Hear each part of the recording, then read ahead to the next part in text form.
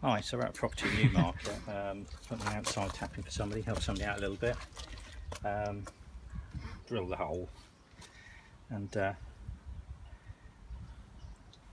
was guaranteed predominantly that if it's rented accommodation, especially if it's like housing association or council, and it's no disrespect to them because I live in a rented council house, so I've got a lot of experience of bodge repairs. It guarantees a bodge repair. Look at the state of that. So there's now a big hole. All we've done is drilled a hole, and the vibration caused it to and that's loose. literally bounced out. And they think it's acceptable to pop a bit of Stuff a load of newspaper in. And what year is that newspaper? Anyway, just out of interest. God, I don't know. Find out. Some of it.